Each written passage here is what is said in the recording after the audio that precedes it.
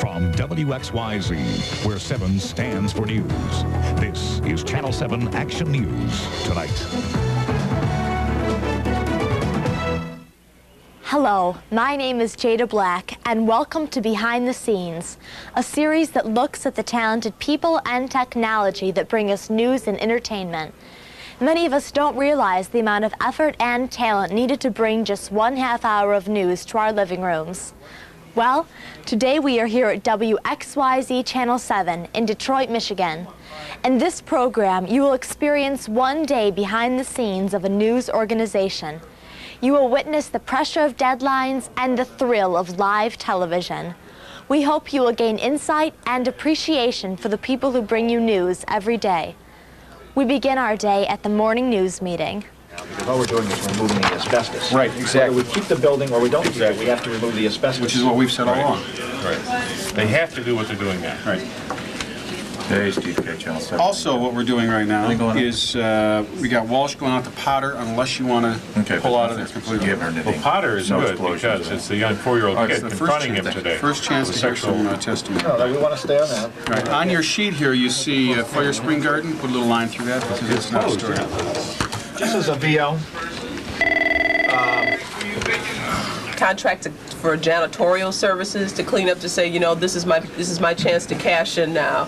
A carpet, anybody who wants to do, you know, any vendors, anybody out there that wants to contract out or saying, I'm glad this happened so I can start making my calls to get a contract to have some business with these casinos. I don't think so until we get some word from the court or the city as to what the plan is. Got any casino ideas? Let's see. From a follow-up standpoint? How about racetrack for you? I'll have to think about that a few minutes, but yeah, that's probably an idea too. Or somebody locally, because they're going to have to. Said this fight isn't over. They want to repeal this thing. There's a 2:30 news conference today with the There are lots anti-casino of people in the city who feel that way. There's a 10 o'clock news conference in Lansing, and then they're coming to Detroit for a 2:30 news conference. So I'd like us to do something that just underscores that for people going tomorrow that they need to be on their best behavior. You want her next to the chief doing the interview? Yeah, just a quick 60-second interview, and just say, and we should add as well that although we hate to mention this aspect, there's always the possibility that with a big win there could be some problems. And here is Chief Muckety Muck to tell us what they're going to do to make sure that doesn't happen. Then Huckman has got an angle on scalping. Or you could have him do the police interview. I don't really care who does the interview. Maybe it'd be better for him to do it if he's taking the other hard angle about people scalping. We need some sort of local hook on that, a rock, some family whose child is worried about. Well, you got yesterday in court in a Rocky Chaldean businessman won a $24 million lawsuit against Kroger Company. Oh wait, yeah. Wow. Could we build a septuplets lead with the great grandparents in Flint? To recap now, we got Rivera with Ohio, we got Proctor's moved off of casinos now, it's going to be covering Potter and possibly the anti-casino thing in the afternoon. Choden is on the adoption in the afternoon, she's getting Hazel Park now.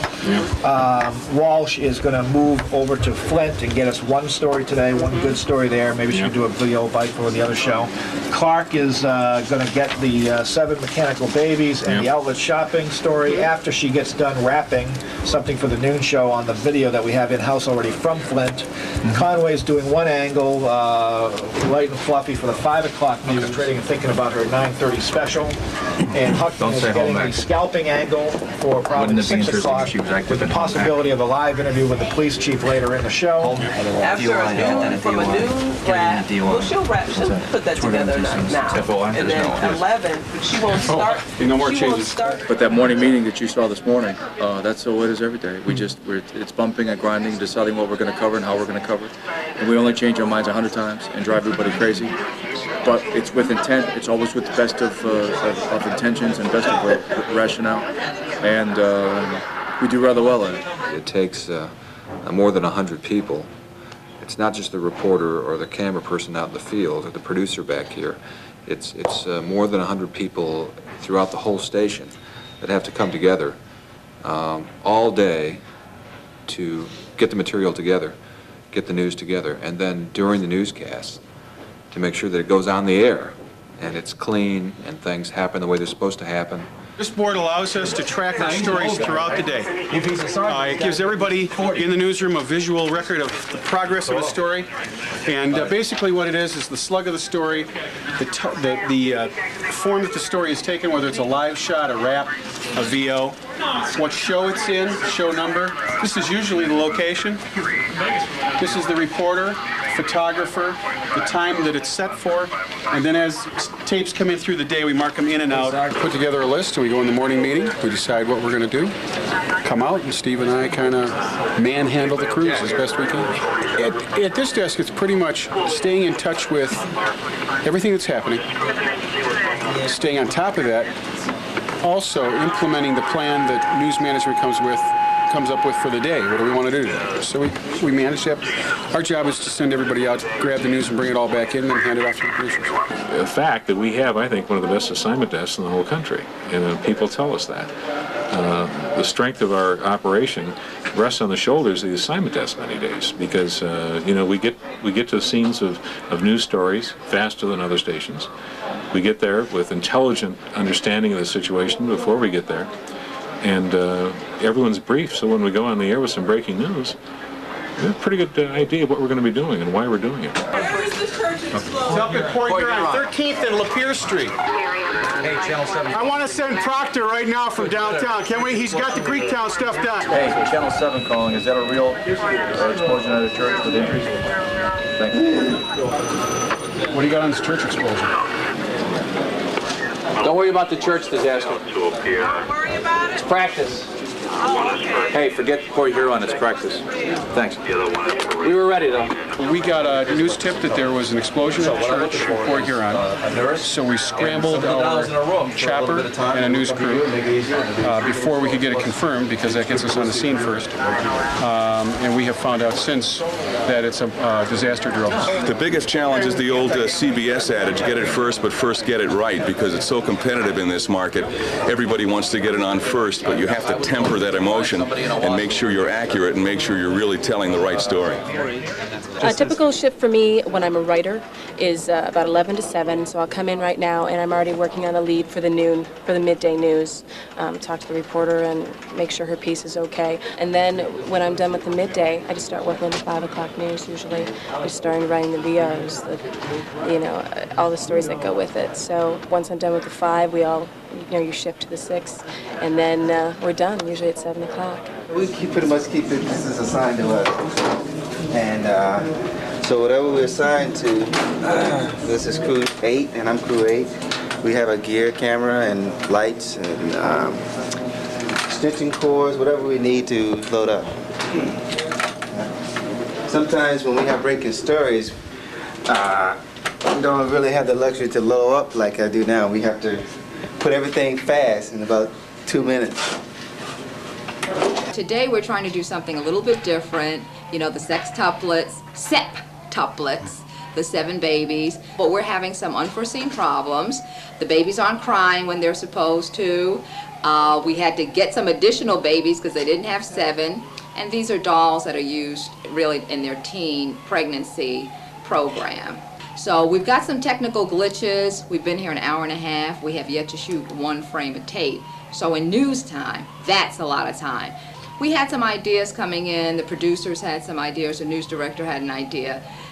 Those ideas may not all come to fruition, but it sounds like we got the babies crying, so I better scoot. I am producing the graphics for the 5 and 6 o'clock show tonight, which I received probably around an hour ago. And we usually get around between 3 and 4 hours to produce between 16 and say 25 graphics per day. What this is here is mapping software overlaid with a vehicle location system. On the screen here, you'll see a number. Each of these numbers represents one of my vehicles. As vehicles come on duty and off duty, I sign them in and out of the computer. And when I want to know where they are, I can send an electronic message to say, car 54, where are you? And car 54 will answer back because it has a little radio in it, transceiver that says, oh, they're calling me, I better call back. First, I have to touch base with the producer to find out what he has in mind for the piece. They've already set me up with a sergeant at the Ann Arbor Police Department. They basically want a story on what is the police department doing to prepare for a possible victory celebration in Ann Arbor tomorrow night after the big game because of the problems that they've had in years past. They also maybe want me to get into a scalping story too, but that all depends on what we find when we get there.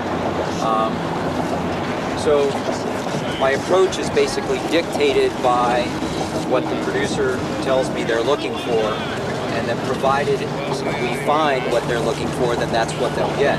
If you have 8 reporter pieces in your newscast, you got to talk to those 8 all day long and try to know where they're going and what they're doing and what's in their story so you can tease it accurately and how long it's going to be. And that's an awful lot of phone calls when you have some other things you want to be doing, like looking at the tape so you know what's on it. When the diapering, you needed to wipe better, and if you didn't, they would all be having diaper rashes. At the bottom of everything is deadline, because all of the little challenges that we face add up to one big challenge, and that's doing it all in time to meet our deadline. But certainly it's hard to put stories together, making sure that you're being accurate, that you're being fair, that you're ahead of the competition with the most information, the best pictures, and trying to do all of that within the constraints of people not necessarily wanting you to have all the information you need. So you're always kind of fighting an uphill battle against time and against those elements that would seek to keep covered those things you're trying to uncover. Obviously, as soon as we came, all the scalpers put their hands in their pockets, and suddenly nobody's talking. So, and the cop won't talk to us, and so we'd have to stay here maybe with a hidden camera for a couple of hours to do the scalping story the way it should be done. So I think that's dictating that we're going to stick with the police preparation story instead of trying to turn the scalper story for 6. One of my main jobs up in Sea Control is to make sure the show is on time, to keep things on time. If we're running real heavy, I may have to kill a story. If we're running real light, I may have to add a story, just to make sure things are on time. If there's a potential problem, if we have supposedly a live shot and we don't have the live signal ready, then we'll have to do something called floating a story, moving it down until we do have it. But as long as we make sure it looks clean on the air, so the viewer at home doesn't know that there's necessarily been a problem. Good evening, everyone. I'm Frank Turner. And I'm Robbie Timmons. Straight ahead at 5, the mother of the new septuplets talks publicly for the first time since the big event. You'll hear from her and meet her family right here in Michigan. Also, a consumer alert. Beware of fast-talking telemarketers who can scam you out of your hard-earned money. And we'll take you live to the grand opening of an upscale retailer's outlet store inside a local shopping mall. All that and much more right now, right here on 7. From WXYZ, where 7 stands for We cracking Frank's mic for a second. Crack Frank's mic. Take it in the key, Frank. Oh, he cried. Oh, okay, hold on. Thank you for not doing that. Stand Frank back. Wrong piece of copy in front of me. Thank you very much. I assume you can do it fine. That's all right. And take it in the key, Frank. For the first time, Radio Zoom on 3. in front of the camera. Zoom on 3. The moment she Radio first Lab tells 3. one of her incredible 7 babies. Good evening, everybody. 2 days ago, she gave birth to 7 babies, and today, Bobby McCoy showed she was up to another ordeal, facing a slew of reporters and their cameras. Take a number, we understand. Talk to you about. That's what I was talking about earlier. We're ready to feed, but we can't feed now. It's already almost 5:10. This piece airs 1 hour from now. They would prefer to have the piece in its entirety right now. They prefer to be editing it right now. But we have to wait to feed it back to the station because there's too much of a backlog of crews that are either going live or that are trying to feed in stories at the same time. Judging from the reaction in Baghdad, You got it now? Saddam Hussein had scored a victory. The newspapers. What else you got, Paris? Liz, say, I asked for one. Ready, fixation. We got one. The U.S. does have a veto power in the security Ready to council, direct take to and it 3. will be used if needed. Count up on 14. Reporting live from the White House, I'm Bob Woodruff. Robbie, back to you. Take 3. And once all What do you think? Now we have to refeed. We've already fed this in. Now we have to refeed it because they had the wrong switch punched up at the station. So here we go again. It's 5:20. There will be about 30,000 American soldiers, sailors, pilots, and Marines in that region. On this day after Mayor Dennis Archer dealt Greektown one of 3 winning hands in Detroit's Big Gamble, the developers are already showing off new plans for their casino tower. I have to set up the camera, which involves just plugging in a couple of video wires. I have to set up a microphone for the reporter, and I have to set up what we call IFB, which is basically an intercom system that uses a 2-way radio from the station for us to hear our cues from the director in the control room. So he can see our shot and tell us if he likes it, and we go from there. When you're not at the station to put the piece together, you're basically relinquishing control, or whatever control I had of the story, to the editor and to the writer that's overseeing the editing. So I am putting my trust in them that they will put it together, hopefully as I asked for it to be put together. If they have the time to put it together that way, I trust that they will. But it's one of the hardest parts. It's because sometimes I'll go back and I'll look at the air checks on the newscast and the piece is nothing like I had asked it to be. And it's frustrating. So it's a lot better if I can be in the station and sitting in the edit session and saying, this shot I think should go there, or what do you think about that shot going in there? Here I'm just basically feeding in my tracks, giving them the sound bites, giving them the video, and saying, here, have at it, and hopefully it'll be as I asked it to be. They have dreamed of this moment for so long, and tonight the dream is finally a reality for one local couple. Good evening, everyone. New at 6 tonight, after months of anticipation, David and Louise Norris have what they have always wished for. They are finally a family. The couple arrived just a short time ago at Detroit's Metro Airport from Russia. If you can give me a level, Mike, I'll set it. Yeah.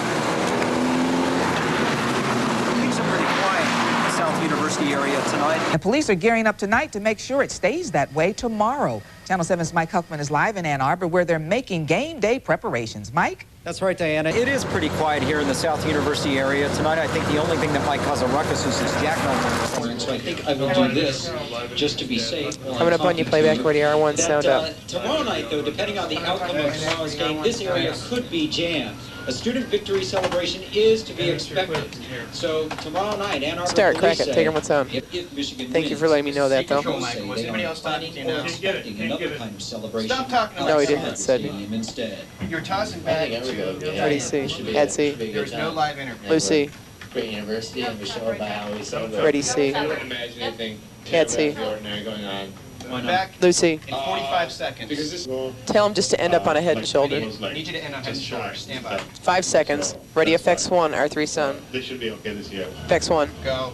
And if Michigan wins tomorrow, the university is apparently planning a fifth quarter celebration Lucy. inside the stadium, not just to recognize the team, but No, also but you to can call give it up the there. parents a Thanks. chance to chill out. Ready, So that C. when they Ed do C. spill out onto the Let streets, 15 roll. there hopefully will Lucy, not ready, be any FX3. trouble. Diana, back to you. FX3. Ready, 1. That there isn't any trouble at all. Take 1. And if you're Thank you very much, Mike. It is hard to imagine what it would be like to take care of 7 babies all at once. Lots of parents probably don't even want to think about it, but Channel 7's Val Clark stepped up to the septuplet challenge. Oh my goodness! Real or not, 7 screeching babies had me frantic from the word go.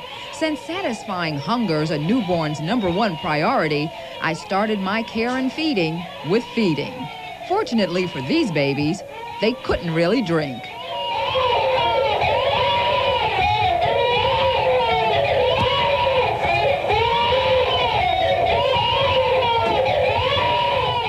Under the watchful eye of Nurse Nancy Rancilio, I moved on to an even more challenging task, changing diapers.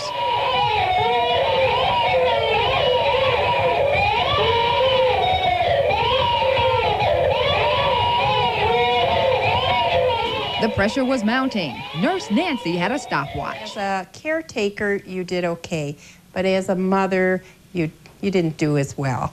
You needed to take a little more time with each baby. Did I burp them all, or? Well, you burped, but you burped quickly. Your eyes and your body movements that you were already anticipating your next diaper on your shoulder. And that's understandable because they're all crying and they all want you and you're a mother. The diapering, you needed to wipe better, and if you didn't, they would all be having diaper rashes. How's my heart rate, Nancy? Val, it's a little high, but that's to be anticipated and expected. Okay, I did feel like I was running a marathon. In fact, in Nancy's opinion, when Mrs. McCoy gets home with her 7 babies, for the first year, she's going to need 5 pairs of helping hands. From Detroit, I'm Val Clark, Channel 7 Action News. Tuckman was good. Tuckman was good. Pictures are pretty. Yeah. Tuckman was good, and Yes. Lawrence was strong, and they had a good first bag. I was quite pleased with the bulk of it. So. I didn't have anything else in the first and second. Yep. And I thought the interview with the mom worked. I was happy about that. That was great. Yes. So, Seeing Val and how the kids. The press conference was just abysmal. Yeah. I think they could buy our new house coat. Yeah, great content today for Friday. A good feeling show was up. A lot of energy. I thought it was good. Good Friday show. This is the rundown, and this is the lineup of what we're going to have tonight. And what I'm doing is I'm briefing some of the writers on the stories that I'd like them to work on and some of the sources for that and where they can find information and that sort of thing. I'm also taking a moment to look over some of our network feeds to see if there's anything coming up that is new, that is something I need to squeak in.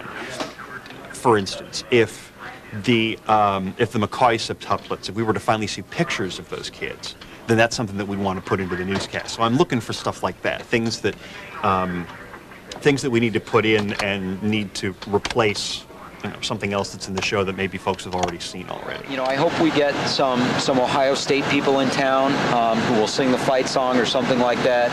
I hope we get some Michigan students just hanging out. And I hope to get some kind of scalping element to tell people what the night before the game tickets are going for and what's going on. The biggest challenge for me personally is, is the show business part of broadcast journalism. It's going out on the set and being fresh and looking excited, even though it's a Friday night and you'd like to be home with the wife and kids. That ends up being the show business part, the being up, the being clever, the being totally plugged in. Sometimes it's hard because there are nights when maybe the 11 o'clock doesn't offer a lot that's fresh. And so you kind of have to get re-plugged back in. Same thing at 6 o'clock. Stories that I've been working on myself, those are stories that you're geared up for. But sometimes it's just the energy, the personal energy of, hi, how are you? Geez, I'm really excited to tell you this story, but it's a story you might have told 5 times already that week in one form or another. The University of Michigan is going into it undefeated. A win will be their ticket to the Rose Bowl. A win will be their ticket to the Rose Bowl. But Ohio State intends to be thrown. But Ohio State intends to be a thorn in their side. Okay, guys, we're about to lean over here. Written on camera. Yeah, let's find out. To order a video cassette or transcript of tonight's 2020 Friday, call 1-800-CALL-ABC. Coming up, Jerry. Next on 7, he's accused of molesting 2 little girls. So what's he doing on the street? We'll find out. Plus, a new alert about 2 diet drugs, and it's coming from your dentist. And boy, are these fans brave. The latest on the run for the roses.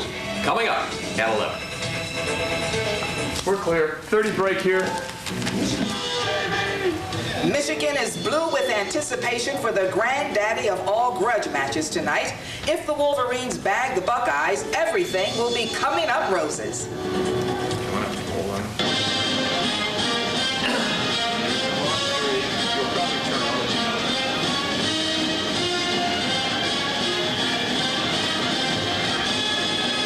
Good evening, everyone. Kickoff is about 13 hours away for what promises to be one of the most exciting football games of the college season. The University of Michigan is going into it undefeated, and a win will be their ticket to the Rose Bowl. But Ohio State intends to be a thorn in their side. Ground zero for the Big Rumble is Michigan Stadium in Ann Arbor. Channel 7's Mike Huckman is there live with more on the eve of the game. Woo, how exciting it is. Mike. It sure is here in Ann Arbor. I'm outside the beautiful new Varsity Plaza entrance to Michigan Stadium. And we'd like to show you a shot from our mast cam that gives you a really pretty view of the new Victor Circle, I guess you'd call it, just inside the gates here at Michigan Stadium. One place where there is a hotbed of activity tonight is at the Student Union, also known as Scalper Central. We got them on the end zone. We got them on the 20-yard line. We got them on the corner. We got them all over the place. The tickets are selling for between $50 and $500. All right, we're going to do the, are they tossing to me or the... Add it, Karen, to change it. Which one Looks you got? like they're tossing to me, right? Ready 12 with sound will be a direct take. All right. Start 12, 12 sound. Your ready to go to R5 forecast. with R5 sound? And go to R5, cue 'em. Good evening, everyone. Jerry Hodak here in the Doppler 7000 Center. Light rain has just moved into the metropolitan area within the last hour, and it looks like it's going to be a rainy night from now through morning.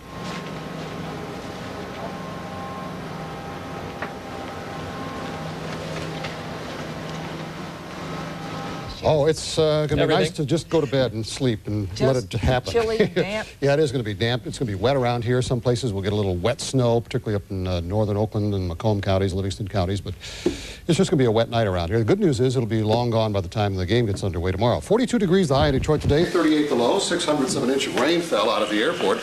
Right now with light rain falling, the temperature's down to 38 our low for the day. Relative humidity is 76%, barometer on the rise. Winds are out of the north at 8 miles an hour. Let's look at Doppler 7000. Light rain showing up throughout the metropolitan area right now, but heavier and steadier rain now through southern Wayne County, down around Romulus, and also in Garden City and on over toward Trenton. And this has all been moving off to the north and east. It looks like it's going to be a wet night around here. Hasn't quite reached the northern suburbs. You can see the leading edge of this just south of Pontiac right now. 330, but not 345. I say kill Weber. It's the worst video. Okay, kill it. I'll get through that other stuff pretty quick. Kill Weber. Kill NBA. And Don Shane is back from Ann Arbor. He's got a look at what's coming up in sports. Don? Thank you, Kai. Of course, we'll talk Michigan, Ohio State. Some final thoughts on that game right here on Channel 7 tomorrow. How about hockey tonight? Ozzie was big, and the Wings didn't have any trouble putting the puck in the net tonight as they, Ozzie and the Wings get a victory. And George Foreman's going to fight tomorrow night, and he was clowning around a little bit today. We'll show you that as well. Coming up.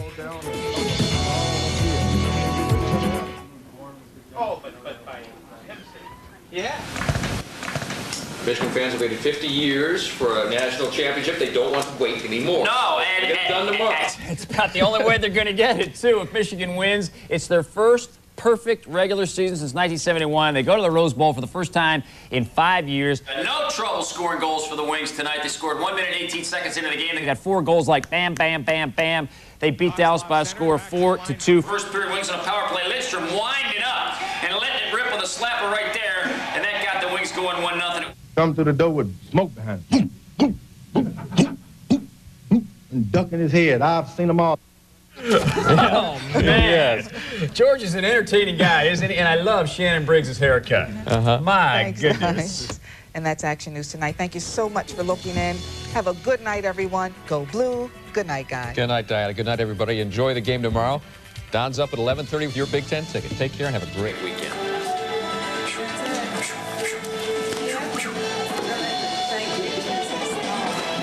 There's something unique about coming to this market and working in this particular shop. It really is. We're a family. We just don't come here every day to work. We've set a certain tone in the market. When something breaks in this market, people turn to Channel 7. I mean, it's just a given.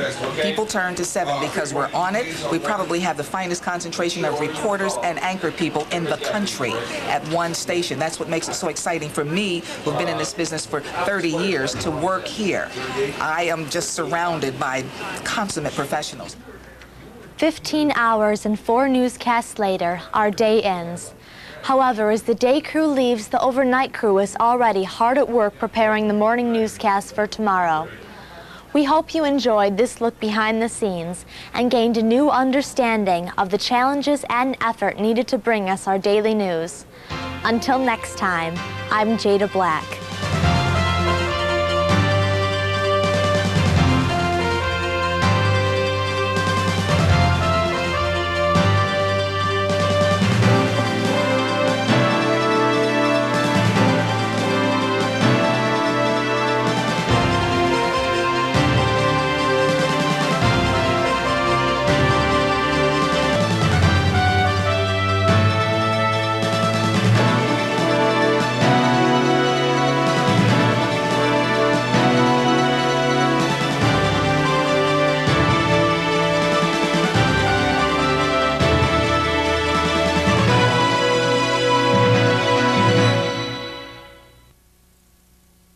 call it a night, guys.